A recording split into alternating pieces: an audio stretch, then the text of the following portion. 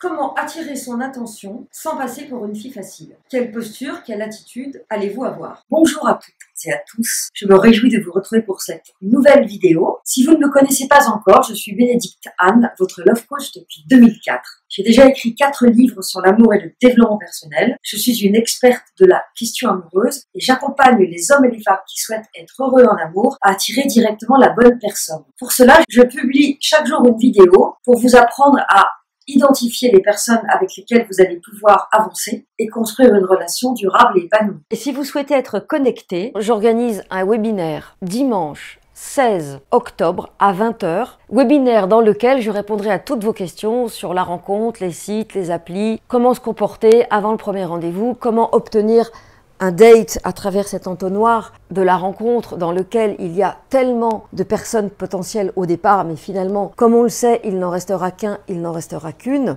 Comment gérer le ghosting, comment gérer les gens qui ne répondent pas, comment gérer ceux qui vont trop vite, comment gérer ceux qui sont agressifs. Et pour vous inscrire, vous pouvez cliquer sur le lien ci-dessous. Comment attirer son attention sans passer pour une fille facile? Une créature, une dragueuse de bas étage. Comment attirer son attention sans en avoir l'air? Quelle posture, quelle attitude allez-vous avoir? Pour développer les 5 points importants, je vais reprendre l'acronyme de flirt que les Américains ont décortiqué. Donc F comme flirt, F-L-I-R-T. F comme flirt, il s'agit de flirter. Donc la première clé, c'est de flirter. J'ai fait d'ailleurs une vidéo sur le sujet. Et comme vous le savez, je vous l'ai souvent dit, l'homme parfois est timide, il ne sait pas comment aborder la femme. Donc il a besoin d'un encouragement. Le flirt va démarrer au moment où vous encouragez l'homme à venir vers vous. Alors ça peut être à venir vous parler dans un bar, dans un restaurant. Ça peut être aussi à oser le premier baiser. Donc c'est en gros une situation d'intimité plus ou moins distante, dans laquelle vous lancez un signal qui va l'autoriser à venir vers vous. Donc vous allez initier le flirt, c'est-à-dire vous n'allez pas lui dire « Viens chérie, je vais t'embrasser, je vais trop les nouvelles des familles » ou « Tu connais le French kiss ». Non, vous allez par le regard, par le sourire, par la tête inclinée, par les gestes, montrer votre ouverture. Donc le cœur est ouvert, il est connecté au bas-ventre. Je vous renvoie à la vidéo sur le tantra. Et vous êtes dans une position où là, il y a un enjeu sensuel, et pas sexuel, on est bien d'accord, et où il y a quelque chose en vous qui dit oui, mais qui n'est pas formulé. Et ce que vous avez à faire, c'est de lui faire passer le message que c'est ouvert, sans être obligé de vous humilier ou de passer pour la chaudasse de service. Et bien sûr, le sourire. Pas non plus le sourire bien lourdingue, sans le lâcher des yeux, avec un air de ravi de la crèche, mais un sourire, un petit sourire, commencez en douceur. Pas un sourire trop appuyé, un sourire subtil et délicat. Après le F de flirt, on a le L de langage, donc langage du corps et le langage verbal. Le langage du corps, on l'a un petit peu vu tout à l'heure, mais comme vous êtes maintenant rentré dans le flirt, et que l'autre est en lien avec vous, le langage du corps, c'est tout ce qui concerne l'ouverture du corps, l'ouverture du cœur, le fait d'être dans une bonne énergie, le fait de kiffer le moment que vous vivez, et qu'en gros, tout votre corps dit « Qu'est-ce que je suis heureuse d'être avec toi en ce moment? Qu'est-ce que je passe un bon moment ?» Et en ce qui concerne le langage verbal, faites attention aux mots que vous employez, ne soyez pas vulgaire, soyez drôle, vous pouvez employer des gros mots de temps en temps, mais dans un contexte précis, vous faites passer le message que vous l'employez à bon usage. La vulgarité n'est jamais très bonne pour un début de relation, et surtout lors du premier date. Peut-être que ça va l'exciter, mais on ne reste pas avec quelqu'un qui nous excite, mais qu'on trouve vulgaire. La fameuse fille facile. C'est pour ça que je vous invite à choisir votre vocabulaire de façon à ce qu'il soit intéressant, riche, et surtout pas vulgaire. Et bien sûr, vous l'adaptez à votre personnalité et au profil de l'homme qui est en face de vous. Ensuite, nous allons passer au I. Alors, pour les Américains, c'est le I de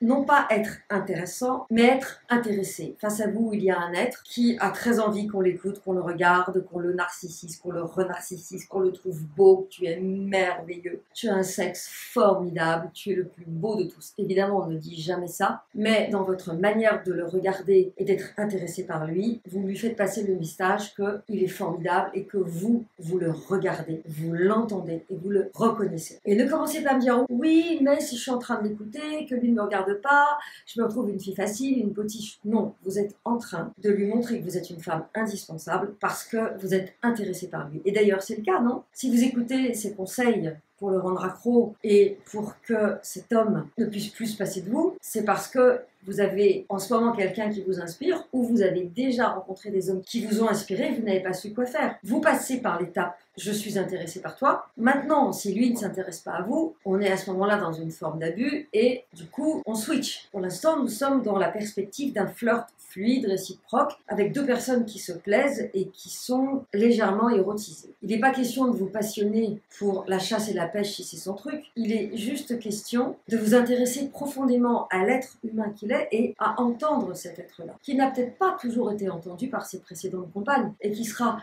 profondément touché d'être entendu par. Et c'est pas parce que vous l'entendez que lui ne vous entendra pas. La réciproque peut être totalement vraie. Pour les Américains, le R vient de radiant, donc rayonner. Et là, si vous êtes quelqu'un de joyeux, de léger, pas au sens sexuel du terme, mais au sens vivons l'instant et profitons de cet instant. Si vous êtes quelqu'un dans une bonne énergie, si vous n'arrivez pas avec votre brochette d'ex qui vous ont tous maltraité, avec votre chien qui passe son temps chez le vétérinaire, avec votre gamin qui s'oppose à vous en permanence, bref, si vous n'êtes pas dans le drame, peut-être que ce sera plus facile au tout début. Ça ne veut pas dire qu'après, vous serez tout le temps en train de jouer un jeu, à regarder le monsieur être merveilleux et à vous écraser et à raser les murs, on est bien d'accord. Mais on parle d'une approche qui va vous permettre de rendre cet homme accro à vous. Une approche qui vous permet de l'attirer sans en avoir l'air. Certaines coachées, avant d'aller à un rendez-vous important, pas le premier parce que le premier on ne sait pas, il peut y avoir mytho sur la photo, etc.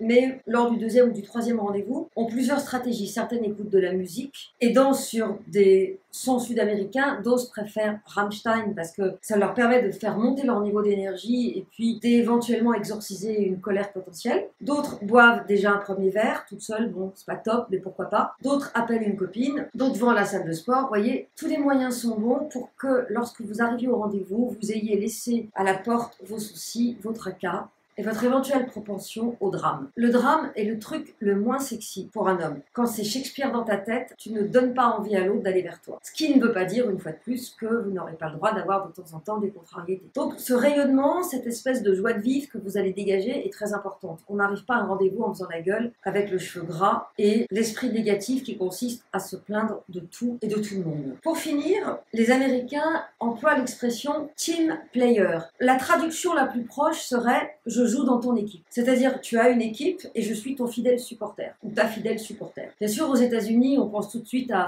baseball et basketball. Nous, en France, on va plutôt penser avoir des attentions, entendre ce que l'autre a dit et lui envoyer l'info. Par exemple, tu as parlé d'un livre, je te l'apporte, ou je t'envoie un extrait de ce livre. Par exemple, je t'envoie un WhatsApp ou un SMS de smiley ou d'encouragement positif avec une image qui bouge et qui est plutôt sympa. Tu m'as dit que tu aimais bien les vins d'Alsace, je suis en Alsace, je fais une photo d'un vin d'Alsace. Je sais que tu as passé ton code et je t'envoie un gimmick sur le code. Vous avez compris l'idée. Le team player, donc le T de flirt, c'est je joue dans ton équipe, je suis ton fidèle supporter, j'entends ce que tu me dis. Et ça va créer chez l'homme une sorte de fascination. Ça veut dire que l'autre écoute ce que vous dites, ça veut dire que vous écoutez ce qu'il dit, ça veut dire que vous avez des attentions pour lui, mais warning, n'en faites pas trop. Ne soyez pas là à lui apporter son café, à faire l'esclave de service, on est d'accord. Avoir une attention, jouer dans l'équipe de celui qui nous intéresse certes, mais pas faire l'esclave ou se sacrifier ou raser les murs pour le mettre là-haut sur un piédestal. Donc tout ça est assez subtil, mais si vous savez pratiquer le concept du flirt, F-L-I-R-T comme on vient de le voir, vous aurez de grandes chances de créer une addiction agréable et positive à votre égard. Et combien de fois, lorsque les coachés rencontraient des hommes et que ça se passait bien, ils disaient « c'est fou, depuis que je suis avec toi, je regarde plus de séries ». Mais très souvent, ce que j'ai remarqué, c'est que l'homme, depuis qu'il fréquentait ma coachée, qui mettait probablement en pratique mes conseils, allait mieux et allait bien. Ça se traduit chez les hommes par cette phrase qui va résumer le concept du flirt « je suis bien avec toi ». Alors, est-ce que vous aussi, quand vous flirtez, vous avez des retours positifs? Est-ce que les hommes vous disent qu'ils sont bien avec vous? Dites-le moi dans les commentaires. Merci d'avoir regardé cette vidéo jusqu'au bout. Merci de la liker si elle vous a plu, de la partager si elle peut aider des personnes de votre entourage. Et à demain pour une nouvelle vidéo.